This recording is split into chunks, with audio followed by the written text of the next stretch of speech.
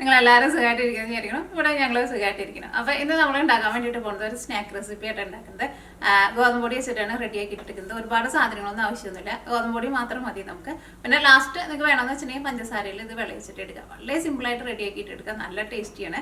ഒന്നാണെങ്കിൽ ഗോതമ്പ് പൊടി വെച്ചിട്ട് റെഡിയാക്കിയിട്ട് എടുക്കുക, അല്ലെങ്കിൽ നിങ്ങൾക്ക് മൈദയിൽ വേണമെന്ന് വെച്ചിട്ടുണ്ടെങ്കിൽ മൈദയിൽ നിങ്ങൾക്ക് റെഡിയാക്കിയിട്ട് എടുക്കുക. പിന്നെ നമ്മൾ മിയാക്സിൽ ലാസ്റ്റ് അപ്ലോഡ് ചെയ്തിട്ടുണ്ടായിരുന്നത് ഒരു ഊണിൻ്റെ റെസിപ്പി ചെയ്തിട്ടുണ്ടായിരുന്നു. അതിന് നമ്മുടെ കൊഞ്ച് കറി ഉണ്ട്, നല്ല ടേസ്റ്റി ആയിട്ടുള്ള ഒരു കൊഞ്ച് കറിയാണ്. പിന്നെ കൊഞ്ച് ഫ്രൈ ഉണ്ട്, പിന്നെ ഒരു മുട്ട ചിക്കിപ്പൊരി, അത് ചിലപ്പോൾ നിങ്ങൾ അങ്ങനെ ചെയ്യാത്തതായിരിക്കും. പിന്നെ ഒരു ഉരുളൻകിഴങ്ങ് മൊരിച്ചിട്ട് നമ്മൾ ചോറിൻ്റെ കൂടെ കഴിക്കാൻ വേണ്ടിയിട്ട് എടുക്കില്ലേ, അങ്ങനെ ഒരു 4 കൂട്ടം കറികളൊക്കെ കൂടിയിട്ട് നല്ല ടേസ്റ്റി ആയിട്ടുള്ള കറികളാണ്. അപ്പോൾ നിങ്ങളെ വീഡിയോ കാണാത്തവരുണ്ടെന്ന് വെച്ചാൽ ഞാൻ വീഡിയോ കൂടിയിട്ട് കാണാൻ വേണ്ടിയിട്ട് മറക്ക ചെയ്തിട്ടാണ്. പിന്നെ വേറെ പ്രത്യേകിച്ച് വിശേഷങ്ങളൊന്നുമില്ല. അപ്പോൾ ഈ നമ്മുടെ പലഹാരം നമുക്ക് റെഡിയാക്കിയിട്ട് എടുക്കാം. ഇത് അന്ന് വാങ്ങിച്ച ടോപ്പാട്ടോ, അന്ന് ഞാൻ കാണിച്ചിട്ടുണ്ടായിരുന്നില്ലേ ലാസ്റ്റ് വീക്ക്, ആ ടോപ്പാണത്. അപ്പോൾ ഈ നമ്മളിത് റെഡിയാക്കാൻ വേണ്ടിയിട്ട് പോകട്ടെ. അപ്പോൾ ഞാനിവിടെ 2 കപ്പ് ഗോതമ്പ് പൊടി വെച്ചിട്ടാണ് റെഡിയാക്കിയിട്ട് എടുക്കുന്നത്. ഇത് നിങ്ങൾക്ക് ഗോതമ്പ് പൊടിയിൽ ചെയ്യാം, അല്ലെങ്കിൽ നമ്മൾ കടയിൽ നിന്ന് വാങ്ങണ ആട്ടപ്പൊടിയിൽ ചെയ്യാം, അല്ലെങ്കിൽ മൈദപ്പൊടിയിൽ ചെയ്യാം, ഇതിൽ വേണമെങ്കിലും റെഡിയാക്കിയിട്ട് എടുക്കാം കേട്ടോ. അപ്പോൾ നിങ്ങൾക്ക് എന്തോരം വേണമെന്ന് വെച്ചിട്ടുണ്ടെങ്കിൽ അത്രയ്ക്ക് അനുസരിച്ചിട്ട് റെഡിയാക്കിയിട്ട് എടുക്കുക. അപ്പോൾ ഞാനിവിടെ ഉണ്ടാക്കുന്നത് നമ്മുടെ 250 ml മെഷീൻ കപ്പിൽ 2 കപ്പ് ഗോതമ്പ് പൊടിയായിട്ട് എടുത്തേക്കുന്നത്. ഇത് ആട്ടയായിട്ടാണ് ഞാൻ എടുത്തേക്കുന്നത്. അല്ലെങ്കിൽ നമ്മൾ സാധാരണ വീട്ടിൽ പൊടിപ്പിച്ചിട്ട് എടുക്കുന്ന പൊടിയായിരുന്നാലും ഗോതമ്പ് പൊടി ഉണ്ടല്ലോ, അതായിരുന്നാലും കുഴപ്പമില്ല. അതാകുമ്പോൾ കുറച്ച് പരത്താൻ വേണ്ടിയിട്ട് കുറച്ച് പാടുണ്ടാവുന്ന അത്ര, എന്നാലും ഭയങ്കര കനം കുറച്ചിട്ട് പരത്തേണ്ട ആവശ്യമില്ല. ഇതിലേക്ക് നമുക്ക് ആവശ്യത്തിന് ഉപ്പ് ചേർക്കാം. ഞാൻ അടുത്തത് ഇതിലേക്ക് ഒന്നല്ലെങ്കിൽ എള്ള് ചേർക്കുക, അല്ലെങ്കിൽ കരിഞ്ചീരകം ചേർക്കാം. ഞാൻ ഇതിലേക്ക് കരിഞ്ചീരകം കേട്ടോ ചേർക്കുന്നത്, അതൊരു കുറച്ച് ചീവണ്ടി ചേർക്കാം. ഇനി അടുത്തത് നമ്മൾ ഇതിലേക്ക് ചേർക്കുന്നത് ഓയിലാണ് ചേർക്കുന്നത്. 1.5 ടേബിൾ സ്പൂൺ ഓയിൽ ചേർക്കുക. ഇനി അടുത്തത് ഇതിലേക്ക് നമ്മൾ ഓയിലാണ് ചേർക്കുന്നത്, ഒരു 1.5 ടേബിൾ സ്പൂൺ ഓയിൽ ചേർക്കുക. പിന്നെ ഒരു 1/2 ടേബിൾ സ്പൂൺ നമുക്ക് പിന്നെ ചേർക്കാം കേട്ടോ. ഇതൊന്ന് കുഴച്ച് കഴിഞ്ഞിട്ട് ചേർക്കാം. ഇതെല്ലാം കൂടിയിട്ട് നമുക്ക് നന്നായിട്ടൊന്ന് മിക്സ് ചെയ്യാം. എന്നിട്ട് നമ്മൾ ഇതിലേക്ക് ആവശ്യത്തിന് വെള്ളം ഒഴിച്ചിട്ട് നമ്മുടെ ചപ്പാത്തിക്കൊക്കെ നമ്മൾ പരത്തിയിട്ട് എടുക്കില്ലേ, അതേപോലെ നമുക്ക് പരത്തിയിട്ടെടുക്കാം. അപ്പോൾ ഞാനിതിലേക്ക് ചേർക്കുന്നത് ഒരു ഇളം ചൂടുള്ള വെള്ളം കേട്ടോ, നല്ല ചൂടുള്ള വെള്ളം വേണ്ട. അപ്പോൾ നമുക്ക് നല്ല മയത്തിൽ കുഴച്ചിട്ട് എടുക്കാൻ വേണ്ടിയിട്ട് പറ്റും.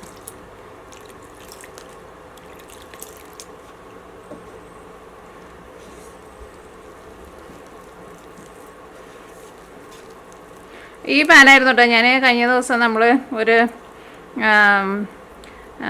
കുറച്ച് കറികളൊക്കെ കൂട്ടിയിട്ടുള്ള ഒരു വ്ളോഗിൻ്റെ റെസിപ്പി ചെയ്തിട്ടുണ്ടായിരുന്നില്ലേ, അതിനകത്ത് നമ്മൾ കാണിച്ചിട്ടുണ്ടായിരുന്നു. അപ്പോൾ അതിനകത്ത് ആരോ ചോദിച്ചിട്ടുണ്ടായിരുന്നു ഇത് കാസ്റ്റ് ചെയ്യാനാണോ നോൺ സ്റ്റിക്ക് ആണോ എന്ന്. ഇത് നോൺ സ്റ്റിക്ക് കേട്ടോ,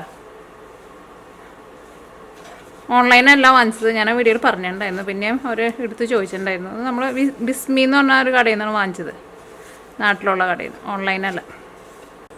ഇവിടെ ഞാൻ താഴെ ഹീറ്റർ ഓൺ ആക്കി വെച്ചിട്ടുണ്ട്, ചെറിയൊരു ഇലക്ട്രിക് ഹീറ്റർ ഓൺ ആക്കി വെച്ചിട്ടുണ്ട്. അതിൻ്റെ ആയിട്ട് ഒരു സൗണ്ട് കേൾക്കുന്നത്. അപ്പോൾ ഇതിലേക്ക് നമ്മൾ ആവശ്യത്തിന് വെള്ളം ഒഴിച്ചിട്ട് ഇത് ജസ്റ്റ് ഒന്ന് മിക്സ് ചെയ്തെടുത്തിട്ടുണ്ട്. ഞാൻ കൈയൊന്ന് കഴുകിയിട്ട് പറ്റിയിട്ട്, അല്ലെങ്കിൽ അത് കൈമ്പോൾ പിന്നെ പിടിച്ചുകൊണ്ടിരിക്കും. ഞാൻ സാധാരണ എപ്പോഴും പൊടി കുഴയ്ക്കുമ്പോൾ അങ്ങനെ. എന്നിട്ട് ഇതിലേക്ക് നമുക്ക് ബാക്കിയുള്ള ഒരു 1/2 ടേബിൾ സ്പൂൺ ഓയിലും കൂടിയിട്ട് ചേർക്കാണ്ടല്ലോ, അതും കൂടിയിട്ട് ചേർക്കാം. കഴുകിയില്ലെങ്കിൽ കുഴപ്പമൊന്നുമില്ല, പക്ഷേ കൈ കഴുകുമ്പോൾ സുഖം കുഴയ്ക്കാൻ വേണ്ടിയിട്ട്. അപ്പോൾ ഇനി ഇതിലേക്ക് നമ്മുടെ ബാക്കിയുള്ള 1/2 ടേബിൾ സ്പൂൺ ഓയിലും കൂടിയിട്ട് ചേർക്കാണ്. ഇനി ഇത് നമുക്ക് നല്ല സോഫ്റ്റായിട്ട് നമുക്ക് കുഴച്ചിട്ട് എടുക്കാം. അങ്ങനെ കുഴയ്ക്കുമ്പോഴുണ്ടല്ലോ നോക്കി പിന്നെ കൈമ ഒട്ടും പിടിക്കില്ല. ഈ കൈമ പിടിച്ചുകൊണ്ടിരുന്നത് പിന്നെയും പിടിച്ചുകൊണ്ടിരിക്കും അല്ലെങ്കിൽ.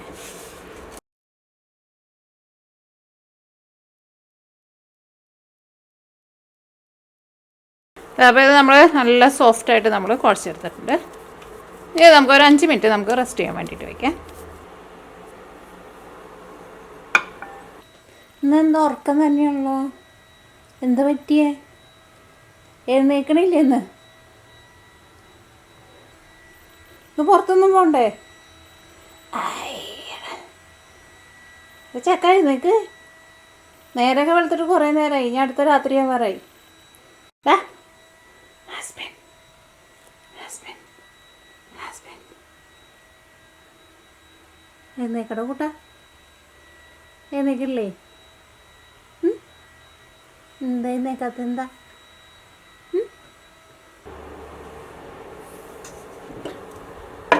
അപ്പോൾ നമ്മൾ 10 മിനിറ്റ് റെസ്റ്റ് ചെയ്യാൻ വേണ്ടിയിട്ട് വെച്ചിട്ടുണ്ടായിരുന്നു. ഇതിൽ നിന്ന് നമുക്ക് ഓരോ ചെറിയ ഉരുളിയാക്കിയിട്ട് ഒന്ന് സെപ്പറേറ്റ് ചെയ്ത് വയ്ക്കാം.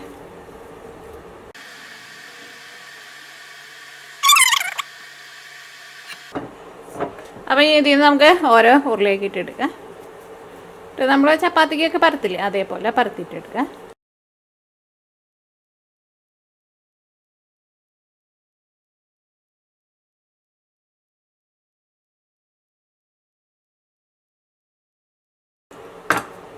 അപ്പോൾ നമ്മൾ നല്ല കനം കുറച്ചിട്ട് നമ്മൾ പരത്തിയെടുത്തിട്ടുണ്ട്. ഇതിൻ്റെ മുകളിലേക്ക് നമ്മൾ കുറച്ച് ഓയിലൊന്ന് ബ്രഷ് ചെയ്ത് കൊടുക്കുന്നുണ്ട്.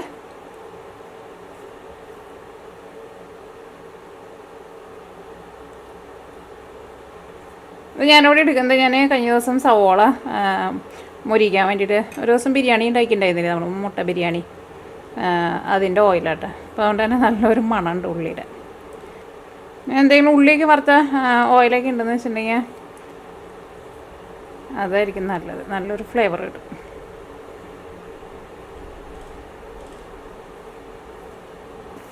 ഇതിൻ്റെ മുകളിലേക്ക് നമ്മൾ കുറച്ച് പൊടിയൊന്ന് സ്പ്രെഡ് ചെയ്ത് കൊടുക്കുന്നുണ്ട്.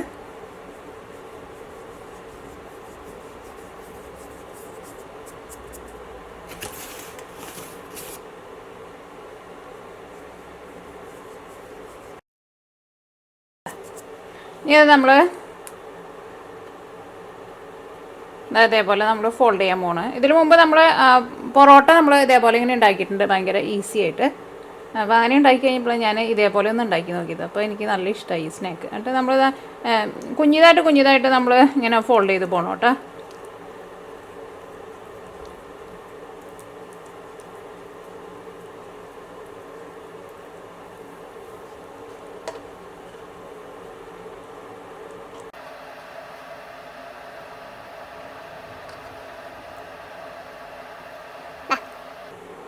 ഇങ്ങനെ ജസ്റ്റ് അങ്ങനെ ഒന്ന് പരത്തണുണ്ട് കേട്ടോ കൈ കൊണ്ട്.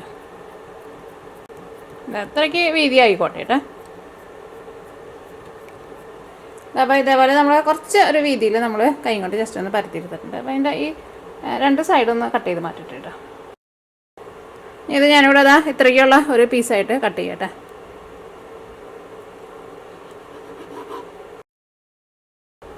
അപ്പോൾ ഇത് ഓരോ പീസ് നമുക്ക് കണ്ട് മാറ്റി വയ്ക്കാം. ഇനി ഇതിനെ പ്രസ് ചെയ്യരുത് കേട്ടോ. ഇനി ഇത് നമ്മൾ ഓയിലിടുമ്പോൾ നമുക്ക് നല്ല ലെയറായിട്ട് നമുക്ക് കിട്ടും. അപ്പോൾ ഇനി ഇത് നമ്മൾ മാറ്റി വയ്ക്കാം കേട്ടോ. അപ്പോൾ ഇനി ബാക്കിയുള്ളതെല്ലാവരും നമുക്ക് ഇതേപോലെ തന്നെ പരത്തിയിട്ട് ഇങ്ങനെ കട്ട് ചെയ്തിട്ട് എടുക്കാം.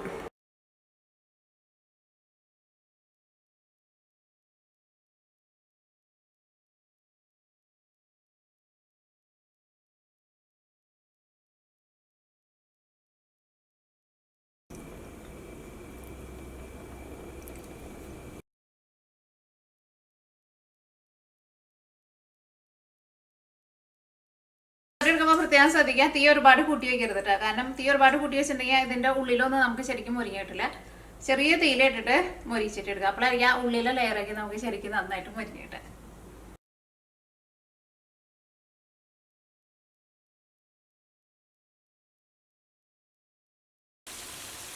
ഒരു സൈഡ് ചെറുതായിട്ടൊന്ന് മുരിഞ്ഞിട്ടുണ്ട്, മറ്റേ സൈഡ് തിരിച്ചിട്ടുണ്ട്. രണ്ട് സൈഡും തിരിച്ച് മറിച്ചിട്ടിട്ട് നന്നായിട്ട് മുരിച്ചിട്ട് എടുക്കണം കേട്ടോ.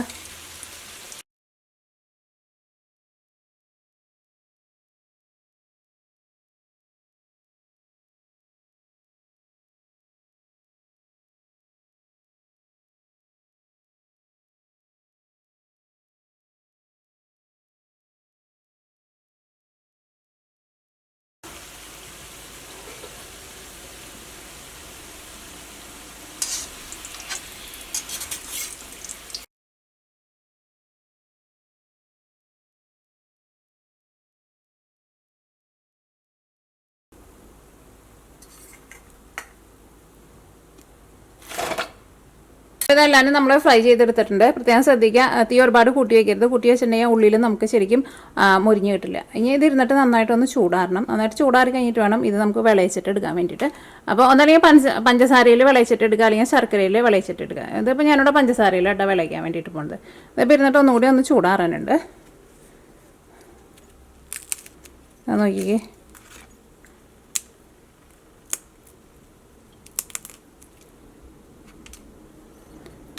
ഇരുന്നിട്ട് ഒന്നുകൂടി ഒന്ന് ചൂടാട്ടെ. പഞ്ചസാരയിൽ വിളയിക്കാൻ വേണ്ടിയിട്ട് പോകണം. അപ്പോൾ ഞാനിവിടെ 1/2 കപ്പ് പഞ്ചസാര എടുത്തിട്ടുണ്ട്. ഇത് നമ്മൾ വറുത്തെടുത്തിരുന്ന സെയിം പാനാട്ടോ. ഇതിനകത്ത് ഓയിൽ ഞാൻ മാറ്റിയിട്ടുണ്ടായിരുന്നു. ഇത് കാസ്റ്റ് ചെയ്യാനല്ല കേട്ടോ, ഇത് കാർബോണിൻ്റെ പാത്രമാണ്. ഞാൻ ഇതിനു മുമ്പത്തെ ഒരു വീഡിയോയിൽ ഞാൻ കാണിച്ചിട്ടുണ്ടായിരുന്നു. കോസ്കോന്ന് വാങ്ങിച്ചത് നല്ല പാത്രം കേട്ടോ. ഇതിലേക്ക് ഞാനിവിടെ ഇത്രയ്ക്ക് വെള്ളം ചേർക്കണുണ്ട്. ഒരു 1/4 കപ്പിനേക്കാളും 1 ടേബിൾ സ്പൂൺ കൂടുതൽ കേട്ടോ. ഇതിലേക്ക് ഞാനിവിടെ ടേസ്റ്റിന് വേണ്ടിയിട്ട് ഏലക്കായും കൂടിയിട്ട് ചേർക്കുന്നുണ്ട്. അപ്പോൾ ഇതിനകത്ത് നമ്മുടെ പഞ്ചസാര നന്നായിട്ട് മെൽറ്റായിട്ടുണ്ട്. ഇനി ഇത് നൂൽപ്പരുവൊന്നും ആവാൻ വേണ്ടിയിട്ട് നിൽക്കണ്ട, കാരണം ഇത് ഓൾറെഡി നമ്മൾ ഇതിനകത്ത് അത്യാവശ്യം നല്ല പഞ്ചസാര ചേർത്തിട്ടുണ്ടല്ലോ. ഈ കൂടുതൽ കളർ മാറാൻ വേണ്ടി നിന്നിട്ടുണ്ടെന്ന് വെച്ചിട്ടുണ്ടെങ്കിൽ പഞ്ചസാര കാരമലൈസ് ആയിട്ട് അതിൻ്റെ കളർ മാറും. അപ്പം ഇതിലേക്ക് നമ്മൾ നമ്മുടെ വറുത്ത് വെച്ചേക്കുന്നത് ചേർക്കാം കേട്ടോ.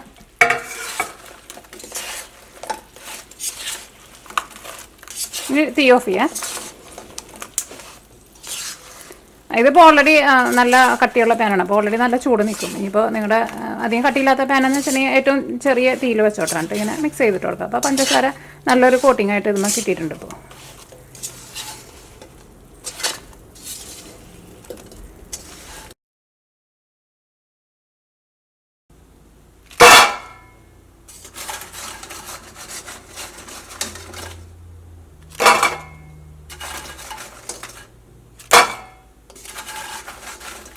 നല്ല ക്രിസ്പി ആയിട്ട് ഇരിക്കുകയും ചെയ്യും. നല്ല പഞ്ചസാരയുടെ കോട്ടിങ് കിട്ടിയിട്ടുണ്ട്. നമ്മൾ വീട്ടിലേക്ക് വറുത്തിട്ട് എടുക്കുമ്പോൾ നല്ല ഓയിലിലേക്കാണല്ലോ വറുത്തിട്ട് എടുക്കുക. അപ്പോൾ നമുക്ക് പിള്ളേർക്കൊക്കെ എന്നാലും ഇടയ്ക്ക് മധുരമൊക്കെ കഴിക്കണമെന്ന് തോന്നുമ്പോൾ ഇങ്ങനെ കടയിലൊന്നും പോയി വാങ്ങിച്ച് കഴിക്കേണ്ട, നമ്മുടെ വീട്ടിൽ വളരെ സിമ്പിളായിട്ട് റെഡിയാക്കിയിട്ട് എടുക്കാൻ വേണ്ടിയിട്ട് പറ്റിയ ഒരു നല്ലൊരു ബേക്കറി പലഹാരം. ഇത് വറുത്തിട്ട് എടുക്കുമ്പോഴായിരുന്നാലും അങ്ങനെ എണ്ണയൊന്നും ഒട്ടും കുടിക്കില്ല കേട്ടോ, കാരണം ഇത് കുറച്ചിങ്ങനെ കട്ടിയിലാണല്ലോ നമ്മൾ ഉണ്ടാക്കണത്. അപ്പോൾ അങ്ങനെ അതല്ലാണ്ട് നമ്മൾ പഞ്ചസാരയിൽ ഇട്ടിട്ട് നമ്മൾ വിളയിച്ചിട്ട് എടുത്തിട്ടുണ്ട്. അപ്പോൾ ഞാൻ പറഞ്ഞ പോലെ നിങ്ങൾക്ക് വേണമെന്ന് വെച്ചിട്ടുണ്ടെങ്കിൽ ശർക്കരയിലും വിളയിച്ചിട്ട് എടുക്കുക. തീ കുറച്ച് വെച്ചിട്ട് വേണം കേട്ടോ ചെയ്യാൻ വേണ്ടിയിട്ട്. നല്ല സൂപ്പർ ടേസ്റ്റാണ്, ശരിക്കും നല്ല ടേസ്റ്റാണ്. നിങ്ങൾ ട്രൈ ചെയ്ത് നോക്കാൻ വേണ്ടിയിട്ട് മറക്കരുത് കേട്ടോ. ഞാൻ പറഞ്ഞൊന്ന് കഴിച്ചോട്ടെ. ഞാൻ നേരത്തെ പറഞ്ഞെടുത്ത് കഴിച്ചിട്ടുണ്ടായിരുന്നു. ഒരുപാട് വലിയ മധുരമൊന്നുമില്ല, കാരണം നമ്മൾ ഇതിൻ്റെ പുറത്തൊരു കോട്ടിങ് മാത്രമല്ലേ നമ്മൾ മധുരമായിട്ട് കൊടുത്തുള്ളൂ.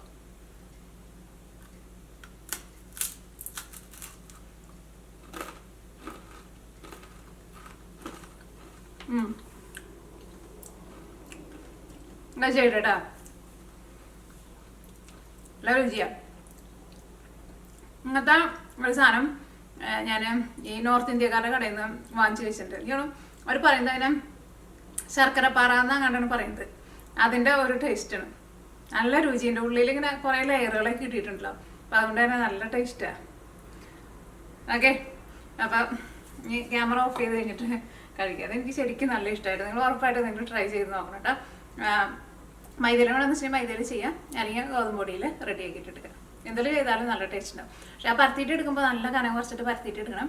പിന്നെ അത് കഴിഞ്ഞിട്ട് നമ്മൾ റോൾ ചെയ്യില്ലേ, റോൾ ചെയ്യുമ്പോഴായിരുന്നാലും ചെറുതായിട്ട് റോൾ ചെയ്യുക. അതായിട്ട് ജസ്റ്റ് ഒന്ന് സ്ട്രെച്ച് ചെയ്ത് കഴിഞ്ഞിട്ട് ഒന്ന് കൈ വെച്ചിട്ടൊന്ന് ചെറുതായിട്ടൊന്ന് പരത്തിയിട്ട് കട്ട് ചെയ്തിട്ട് ഫ്രൈ ചെയ്തിട്ട് എടുക്കണം. അപ്പോൾ ട്രൈ ചെയ്ത് നോക്കിയിട്ട് നിങ്ങൾ ഫീഡ്ബാക്ക് പറയാൻ വേണ്ടിയിട്ട് മറക്കരുത് കേട്ടോ. പിന്നെ വേറെ പ്രത്യേകിച്ച് വിശേഷങ്ങളൊന്നുമില്ല. അപ്പോൾ നമുക്ക് നാളെ വേറെ പുതിയ റെസിപ്പി ആയിട്ട് വരാം. ഇത് ടിന്നിൽ ഇട്ട് വെച്ചിട്ടുണ്ടെങ്കിൽ കുറേ നാൾ വരെ കേടുവരാണ്ടിരിക്കുകയും ചെയ്യും. നന്നായിട്ട് മൊരിയിച്ചിട്ട് എടുക്കണം, അല്ലെങ്കിൽ കേടുവരും കേട്ടോ.